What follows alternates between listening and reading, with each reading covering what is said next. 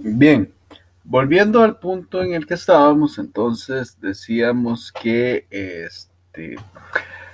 la investigación cuantitativa como tal tiene un nivel de representación numérica de la realidad y esa es externa al individuo y trabaja con sus interpretaciones a partir de lo observado. El otro elemento fundamental es su necesidad de generalización. Y por eso se dice que trata de identificar leyes y principios de causalidad. Y entonces es un buen momento para poder visualizar cómo realidad objetiva y subjetiva confluyen a la hora de realizar el proceso de investigación. Como podemos ver aquí en el diagrama, hay una primera realidad que es una realidad subjetiva y que está en constante relación con la realidad externa u objetiva. En cuanto a la realidad subjetiva en términos del proceso de investigación, es el propio investigador a partir de sus creencias, su valoración y su proceso, quien genera hipótesis preliminares que le permiten acercarse a la realidad. Estas hipótesis son sobre la realidad misma, pero parten del sujeto que investiga. La investigación cuantitativa para el caso de desarrollar el proceso técnico debe generar sus, un sustento teórico que evidencie que esa hipótesis es teóricamente fundamentada y sostenida con la evidencia.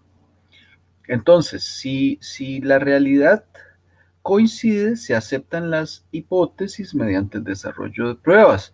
Y si no se aceptan, si no coinciden, pues se descartan y se permite desarrollar procesos de acercamientos más sistemáticos a la realidad. El punto clave cuando se trabaja en investigación cuantitativa es la delimitación.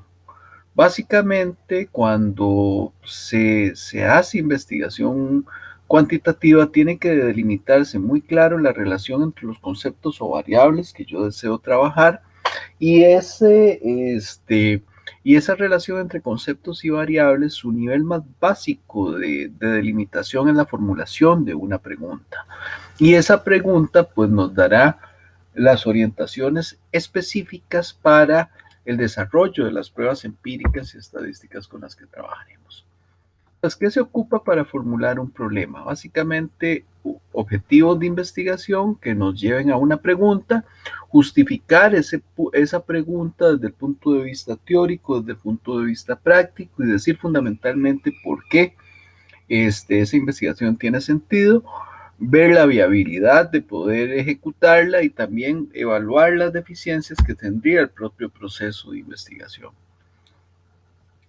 Cuando hablamos de construcción de objetivos en investigación cuantitativa, tienen estos tres criterios. Deben ser medibles, deben ser realistas y además deben estar aterrizados en consonancia con la realidad. Por eso, cuando formulamos objetivos en investigación cuantitativa, tenemos al menos tres betas importantes. Una es que deseamos desarrollar niveles de asociación entre las variables, básicamente cómo es que una variable se asocia con otra para la generación de un fenómeno. En términos de también de esa asociación que vamos a denominar A y B pueden estar asociadas para la explicación de un fenómeno C, pero podría pasar que entre esas variables A y B que generan un fenómeno C haya una variable que modere la relación de A y B. Y entonces también nos podría interesar establecer el conjunto o la variable moderadora en una relación causa-efecto. Y finalmente, también nos podría interesar como proceso de investigación cuantitativa determinar cuál variable de un conjunto de variables que están asociadas a un fenómeno es la que mejor explica un cambio en ese fenómeno y entonces poder predecir comportamientos futuros a partir del establecimiento de esas variables predictoras.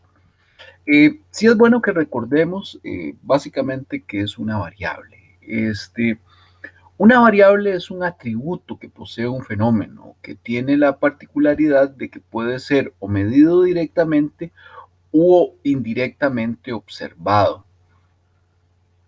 Y básicamente cuando hacemos investigación cuantitativa tenemos dos alternativas. Podemos observar relaciones uno a uno, es decir, una variable con otra, o podemos ver relaciones entre conjuntos de variables.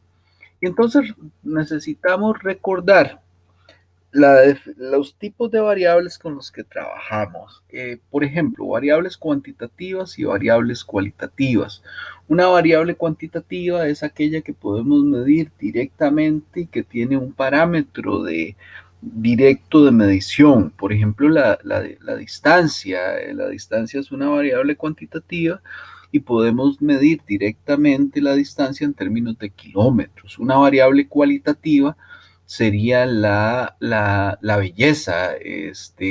No existe una unidad directa de medición de la belleza, pero podemos hablar de que las personas pueden cambiar de acuerdo a lo bello que se considera en una cultura. Y entonces podemos construir criterios no directos del fenómeno belleza, pero sí indirectos que nos lleven a estimarla. Tenemos variables de naturaleza nominal y ordinal. La diferencia entre una y otra variable es que las variables nominales no establecen una relación de jerarquía entre un fenómeno, indica un cambio en ese fenómeno, pero sin que se establezca una diferencia jerárquica entre ellos. Un ejemplo de esto es, por ejemplo, país de procedencia. Un país de procedencia como variable me indica de cuál punto del globo terráqueo es que soy yo, pero eso no me establece una relación de superioridad jerárquica entre uno u otro ser humano. Las variables ordinales son aquellas que sí establecen una relación de jerarquía. Por ejemplo, el grado académico. Sabemos que hoy el grado académico, sobre todo en educación superior, va diplomado, bachillerato, licenciatura, maestría, doctorado, postdoctorado. Este, no se lee la variable grado académico como variable ordinal diciendo que un ser humano es superior a otro, sino que la cantidad de años de estudio y la cantidad de contenidos vistos sí es superior entre un ser humano que tenga un diplomado a aquel que tenga un postdoctorado. Tenemos las variables cuantitativas continuas y discretas. La diferencia entre una variable continua y discreta es que en una recta numérica, una variable continua puede asumir cualquier valor entre los diferentes puntos que existen en ese intervalo. Las variables discretas son aquellas que pueden asumir solamente ciertos valores dentro de ese intervalo, dentro de esa escala numérica que construimos. Por ejemplo, uno podría medir la edad en cantidad de años, en cantidad de meses, en cantidad de días, en cantidad de minutos, en cantidad de segundos y en cantidad de microsegundos. Pero usualmente medimos la edad de acuerdo a años cerrado, entonces lo trabajamos como una variable discreta. Tenemos las variables de intervalo y tenemos la variable de razón. Básicamente, las variables de intervalo y de razón se diferencian en el valor que asume cero dentro de la medición que se realiza. Por ejemplo, cuando tenemos una variable como clima, estar a 0 grados de temperatura no significa ausencia de temperatura. ¿Por qué? Porque la temperatura puede asumir valores negativos. Es decir, ahí el cero no tiene un valor absoluto de cero, sino que indica un punto más dentro de un intervalo mayor que puede asumir valores negativos. Pero existen otras variables donde cero sí significa la ausencia total del fenómeno. Ahí es cuando hablamos de las variables de razón. Tenemos también las variables independientes, que son aquellas que un investigador manipula directamente para ver el efecto de la manipulación en otra variable, que serían llamadas las variables dependientes. Las variables dependientes son aquellas